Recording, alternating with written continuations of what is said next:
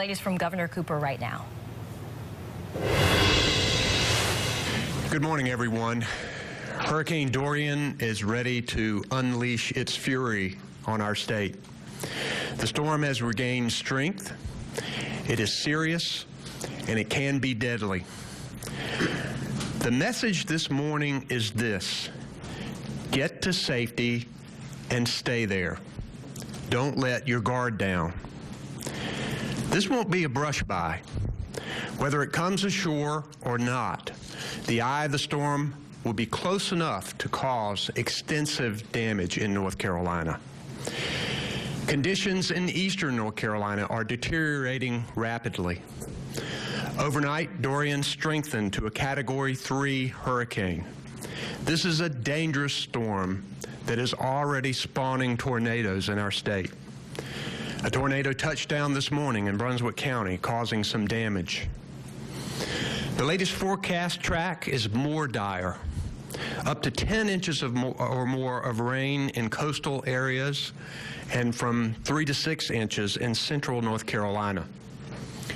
The new forecast projects sustained winds of 100 miles an hour at our coast, with gusts up to 125. Storm surges will be as high as 7 feet. In short, hundreds of thousands will lose power, and that has already begun. Winds will topple trees and power lines, and roads and buildings will be flooded. I have activated more North Carolina National Guard soldiers, and we now have 488 on duty with additional high water rescue vehicles. As Hurricane Dorian moves northward along our coast, there will be flash flooding. I urge everyone, even those inland, to pay close attention to flood watches and warnings and be ready to evacuate if asked to by local officials. Remember, it only takes a few inches of water to cause flash floods and to wash your vehicle off of the road. The majority of deaths in hurricanes are from drowning, and we know that all too well in North Carolina. Never drive on flooded roads, and never drive around a barrier. It's there for your protection. Turn around. Don't drown. Don't risk your life and the lives of those who may have to rescue you. We have more than 50 shelters open today in our state, and more than 1,000 people are already using them. We have 45 school districts that are closed today and 5 more that are on early release. We appreciate the media for getting information out to people, and it is important for everyone to have reliable sources of information. North Carolina can provide those as well. You can go to readync.org or to drivenc.org. The NC 211 hotline is operating today. And for the hard of hearing citizens, please dial 888-892-1662 to reach someone to assist you. 211, that number is free and confidential, and multilingual operators are ready to assist you. We know there's going to be some damage. We know we're going to need help. And if you want to donate your time or financial assistance, please go to nc.gov/donate. So please remember to stay alert, keep informed, and be ready to take measures to protect yourself and your family and your neighbors. Look out for them. I want to thank all of the people who are working here at the Emergency Management, EOC, the Emergency Operations Center, and here at Emergency Management. Duke Energy, Dominion, the electric co-ops and electricities for their work. They are embedded here with us and are working to get people's power back on as quickly as they possibly can. We also have a leadership team with us today. We have Emergency Management Director Mike Sprayberry, Public Safety Secretary Eric Hooks, our Transportation Secretary Jim Trogdon, our North Carolina National Guard Major General Jim Ernst. We have the Commander of the North Carolina State Highway Patrol, Colonel Glenn McNeil. We have our FEMA coordinating officer, Libby Turner. We have our meteorologist, Katie Webster, and we have Commander Matt Moyer of the U.S. Coast Guard, who worked with us so well in Florence, and they are standing by on ready and are coordinating with us. But I'll first recognize Mike Sprayberry for his report from Emergency Management. Mike. Thank you, Governor, and good morning, everyone. As yesterday, the State Emergency Operations Center remains activated at a level 1, which means the State Emergency Response Team is fully activated with all of our private sector partners, federal partners, state agency partners, and volunteer partners. As the Governor said, Hurricane Dorian's forecast is serious for North Carolina, and heavy rainfall amounts, strong winds, and tornadoes are already being experienced in southeastern North Carolina. The risk of flash flooding is serious as well in eastern North Carolina, from the South Carolina border all the way up to the Virginia border. So we have to take that very seriously, and that means that we have steadily increased our inventory for rescue assets to 23 swiftwater rescue teams. That means we have about 53 boats, 48 National Guard high water vehicle teams, which means we have about 178 vehicles, 7 urban search and rescue teams from all over the state are now in play, 9 ambulance strike teams with about 45 ambulances, and 16 search and rescue aircraft and general support aircraft are now ready for flood fighting operations. We're also plussing this number up based on the forecast. The greatest impacts are going to be felt today and tomorrow. We urge everyone in the impacted areas to stay in a safe place and off the road. Follow the instructions of your local officials. The State Emergency Response Team is now completing our final resource request from our county partners at this time. Our response assets are now staged and prepared for an aggressive response. Utilities continue to bring in additional resources and are well positioned for power restoration once Dorian passes North Carolina. FEMA has established an incident support base for commodities and urban search and rescue task forces at Fort Bragg, and they're proven to be good partners as always. FEMA, Coast Guard, Army, Marine, Navy, FAA, EPA, and other federal agencies are well integrated here at the state EOC, as are our volunteer partners. Our state medical and general shelters are underway, and they are operating, and they can shelter pets as necessary. So in closing, let me thank our media partners for keeping everybody aware of what's happening and providing that critical information to all the residents and visitors of North Carolina, and to remind everyone once again, please follow the instructions of your local officials. Thank you very much, Governor. Thank you, Mr. Director. Now the Commander of the North Carolina Highway Patrol, Colonel Glenn McNeil. Colonel. Thank you, Governor.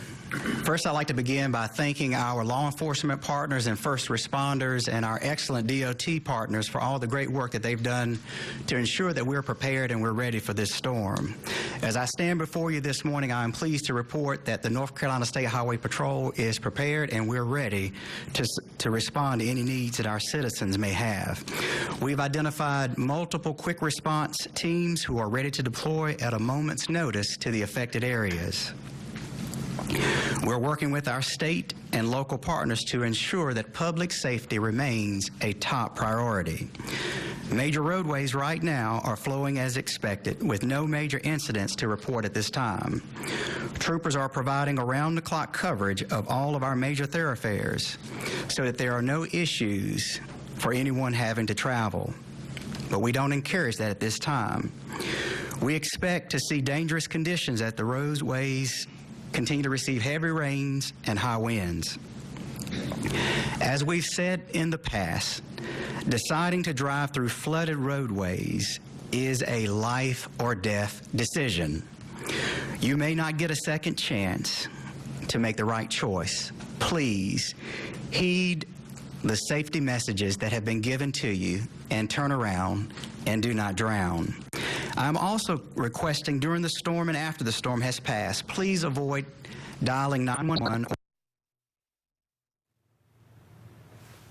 leave these lines of communication open for emergency situations only. For up-to-date information regarding roadway conditions, please visit drivenc.gov. Thank you. Thank you, Colonel. And now the Secretary of the North Carolina Department of Transportation, General Jim Trogna. Thank you, Governor. Employees are ready across our state to respond to Hurricane Dorian. All of our equipment is ready. Our ferry vessels have been secured after completing its mission of evacuation of the Outer Banks yesterday, and we have ready to go, if needed, established emergency ferry route that we can open with any future or potential breach of NC-12. The Piedmont trains 79 and 80, will continue operation between Raleigh and Charlotte. Our ports, both Wilmington and Morehead City, will be closed today and tomorrow. And then we have 40 drone teams that have been dispersed across the coastal areas in support of response missions and have received a special waiver from the National Park Service in coordination to allow us to fly drones on the Outer Banks. Within the last half hour, we did have a received report of a closure that was unscheduled, and that's of several sections of US 17 between Leland and Charlotte. And initial reports are that this solely closed due to debris from high winds and possible tornadoes. And so we'll have that section reopened as soon as the weather conditions allow us to do so. Pending anyone's questions, that concludes my update. We'll now take questions that you may have, and if I ask you to wait for the mic, please raise your hand. So we've still heard from people who are not willing to evacuate. They want to stay. I mean, what do you really want to drive home with them, especially due to how difficult the course of this has been to track? Well, you certainly put first responders at risk and your own life at risk when you decide to stay, particularly on a barrier island. If they have not evacuated at this point, I'd get to the safest place that I possibly could, communicate that to people who are inland to let them know where you are and stay as safe as possible where you are. We also potentially can have flash flooding, and there are inland communities that sometimes would need to be evacuated on very short notice, and we're asking people to make sure you're listening and tuned in to local officials. We know that these flash floods can occur in certain areas, and sometimes you see local officials going and knocking on doors and telling people that they need to leave, and we ask people to pay attention to that.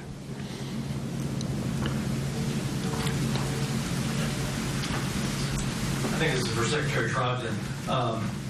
Last year we saw pretty historic monumental flooding at roads and highways, obviously I-40 and 95. I mean, what is your expectation based on what weather people have told you and what your engineers have told you about the expectations of what we could see in terms of road closings? I think people who just moved to North Carolina last year would think that might be the norm during a hurricane. I wonder if you could just discuss that. Fortunately, we don't anticipate today the same volume of water that we saw for Hurricane Florence and Michael. However, in specific locations, based on the increased projections of flash flooding that we've just gotten in the last, in the last update, there's possible locations that we could see significant flash flooding, impacts to roads, rapidly deteriorating conditions from, one part of the day to the next. So we're fully prepared to respond to that.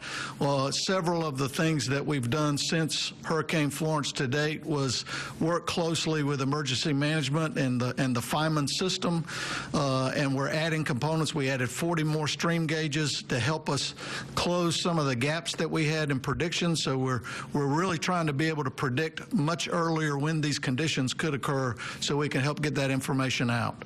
So I don't think we'll see the significant broad impacts like we had all the way through the Piedmont up through Greensboro and Winston-Salem. However, localized, we can see the same kind of damage in more local areas. Just to confirm, those new stream gauges were since Florence? Since Florence, that's correct. And we're not expecting the kind of riverine flooding that we've seen, we saw in that storm? Nothing like it, right? Based on the rainfall totals? Not as broad spread. We're still looking at individual locations. You may get that same kind, but broad across North Carolina, no. And more of a flash flooding situation or a 2 days after the storm passes situation? I'll leave that one up to the meteorologist to answer more scientifically than I can, other than what I'm seeing is I'm really more concerned right now with what we're seeing with flash flooding. Mr. Troy, your light's still up there. Yes. Can you explain to people what drones can do during a situation, or why they're valuable in this circumstance? Really compresses time. So, for example, if we have an isolated location that's damaged, once we're able to see it visually with a drone, we know not that it's just damaged and closed, what was impacted, how large it is, better estimates, what materials we'll need, how much trucks and vehicle support equipment we'll need to get that repaired faster. So it really helps us shrink that time from damage, assessment, response, and recovery much, much more compressed. We do not expect as much riverine flooding from Hurricane Dorian as we had from Hurricane Florence or from Matthew, but people can go and look at river gauges that are near their area at fiman.org or .com. Fiman.nc.gov. Fiman.nc.gov, and that's Fiman. Yes, Jeff. Governor, if you would, you mentioned, I believe, 50 shelters, about 1,000 people in those shelters right now. What can you share with us about capacity? Are they close to being capacity? And are there plans for other shelters? I do not believe that they are even close to being at capacity, but I'll let Mike take that. So that's correct. They're not close to being at capacity. We first used smaller shelters throughout the counties. We have a state shelter over in Durham, which is not close to capacity. But we are trying to look into the future to see what we might have to do as the event unfolds. We want to be well prepared. But for instance, Dare County has some of the population is evacuated to Nash County and things like that. And also many of the counties have also stood up their own shelters. Well, there it is. Governor Cooper and several state leaders giving us an update on Hurricane Dorian. You know, one of the things that we kept hearing over and over again were the warnings about flash flooding, which, of course, we all remember took place during Florence, just caused tremendous devastation, tremendous loss of life. Governor Cooper even instilled in a lot of people that a majority of the deaths that happen during hurricanes actually comes from flash flooding. When people try to get into their vehicles, they end up getting trapped, and we say it over and over again, turn around, don't drown, but a lot of people still take that chance. So if you're watching at home, do not go past any barriers, do not go in high water. You may not make it out alive if you do that. Yeah.